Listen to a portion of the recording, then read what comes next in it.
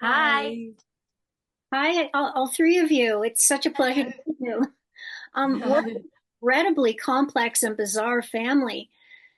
Shannon, Yeah. did you read up on the real life Unity and did you take anything away from that for your portrayal? Oh, of course. I had to. Um, as soon as I found out about the audition and then getting the job, I started doing a lot of research on her biography and there's a lot of things that I've taken from the show, and one of the biggest things that one of the things that I can admire about the girls and admire about Unity is just like not having any self-doubt and being a very confident, independent woman. And it's something that I it rubbed off, I suppose. Now, this is set in an era before teen idols and rock stars, but it seems like for some of the Mitford sisters, political figures took on that role. Zoe, did you see that in your character? Yeah, I definitely did. And I think we've discussed this, but they were the it girls of the time. They were constantly in the local newspaper, not even the local newspaper, the national papers, being splattered over, all of them constantly because of the family and the aristocracy that they were in, and the celebrities and the people they were mixing with at the time. And I think, yeah, growing up in that family, I guess if that happens from an early age, it's going to become quite natural to you, and it might not affect you as much, but it's got to do something. It's got to set some sort of precedent for how your life goes. And yeah, I think being having these political figures like Churchill available at your fingertips, I think you're naturally going to somehow be influenced by that. Now, Joanna, your character Diana is one of the few who actually meets her lover before falling for him. If you could give her any advice, what would it be? Run, girl, run. No, I don't know. I think advice for Diana, I feel like she wouldn't take it. I feel like she knows her own mind, and like that was part of the joy of playing her. I mean, she she Sarah Williams, the writer, told me this incredible fact that she um she expected reality to change for her rather than the other way around. And I think what an incredible insight into a character, and what an incredible person to get to play someone who just thinks, well, it's my reality and you're just living in it. So I don't think she would take advice from me ever. Now, Shannon, how did you get the role of Unity and how hard was it to get into her character? Because for today's audience, she's quite shocking. Yeah. I was doing a show at the Lyceum in Edinburgh, and when I got the recall, I I was doing a play that was also set in the 1930s. So luckily I had like a costume, and like I already had my hair in like rollers, and it was tech week as well. So I couldn't go down and audition in person, even though my agent was like, I really think you should go down and be in person. I really want you to get this. And then yeah, I met with the director and Rachel Sheridan, and like um did the audition, and then got the call that I got it after press night. And sorry, what was the last bit? How daunting was it? Well, I mean, I think playing a real life character, especially one that's quite hated, there is an element to it being daunting, but I like the challenge of it. And I thought that, you know, part of being part of being an actor is to like, you know, find the truth and find the human in the person. So that's what I was most looking forward to, sort of trying to find her nicer qualities. Zoe, your character is so much more sympathetic, although she does some sketchy things to get money for her running away fund.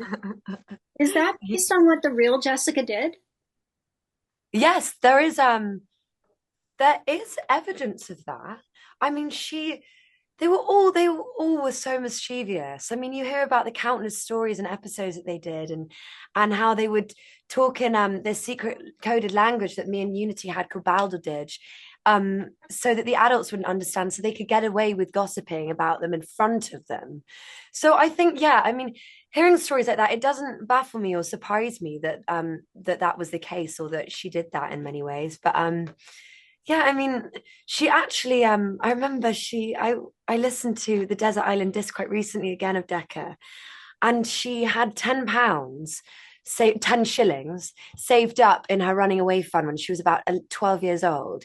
And she approached Drummond's, this really famous bank that her mum and dad were part of, and saying, could you be my bank or whatever? And then they got back and they said, yes, thank you, from your very loyal servants. And she was so happy with that at 12 years old, going, because she saved up money from about 12 up until about 18, 19 when she ran away. She was so determined. And where she got that money, I'm not entirely sure, but I'm assuming some of it's got to be quite sketchy, yeah. Joanna, your character goes through so much for Mosley, even putting her life at risk. Why do you think she made so many sacrifices for him when she was getting so little in return? That's such a great question, and actually, I think it's something that the show asks. And I'm not sure that I fully, as Joanna, like can wrap my head around that. Um, but I think she she was the type of person who, when she made a decision, she followed through with it. And when it comes to Mosley, she was actually the one driving things. She went to the Nuremberg rally because she knew it would get his attention and get him back from having an affair with his dead wife's sister. And but she sort of forgives him these affairs, and she would go on to forgive him these affairs for the rest of her life. So I think there must have just been something about him. But that was actually a really big challenge for me acting wise, was to get into the headspace of someone who would put up with that and would stick with someone like that, because that is just not me at all. So I just really enjoyed like the departure from self that playing Diana was. So you mentioned about the private language that the girls had. Were you saying that you learned some of it? I did learn a bit, and I did learn a bit. There was some written up, but it was I mean, gobbledygook. It was very, very hard to, a lot of it a lot of it was quite awkward. Like the P's would be D's. So it was all kind of a bit odd. But I remember, yeah, Desert Island Disc. I remember I sat down for about 2 hours, and there's about one line that Decca speaks in Balderdage. And I wrote down trying to like decode it and figure it out. And it wasn't really, it was just for our benefit. It wasn't used in the show. But it was just for us to feel close to them in some way and have that sort of like connectivity with them. But yeah. Did any of you have a favorite location to film in? The one with the pool. Oh yeah, the first day, wasn't it? Yeah. First day filming for me. Filming at that poolside. I mean, yeah. It really was that dreamy of a day. We sat on the lawn and had lunch, and then we got to go for a swim, and the sun was shining. That wasn't lighting, and that's rare in the UK. Yeah. We were really blessed by the weather gods that day. And because we were all there as well, like actually those were quite rare for me. Like I wasn't always with all of the sisters, so that was definitely a highlight of the shoot for me. Yeah, I'd probably say my favorite was the diner, the working man's cafe that she went to, because it was they just did the most incredible job. And the weirdest thing is they redesigned this whole pub near my house that I went to a week before we did the filming of the scene. And I had no idea that we were filming in that pub. And I remember going just for a pint and then going a week later to film that scene. And they just did the most cracking job. And, and it's also really cool having lots of extras on set, all in all these costumes. And yeah, I thought that was probably my favorite, I'd say. But yeah. My favorite was the DFD room. Same sort of reason as what Zoe said. There was so many different props, and like you could spend detailed the drawings that the set design had drawn, and like the style they obviously had gone into a lot of research as well about what the, not only obviously about like the fascism and the communism, but about what their hobbies and passions were before all of that. So like Unity, you know, she loved drawing and she loved painting, and so they got like art supplies and everything for her. Yeah. Well, I want to thank you three for talking with me today about this fascinating series, and I really hope that there's more episodes to come. So do we. Thank you so much. Thank you. Take care.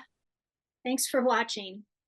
If you like this video, please hit the like and subscribe buttons, as well as the notification bell in the top right-hand corner if you'd like to see more of my celebrity interviews. Got a lot more lined up, so make sure you don't miss out on them.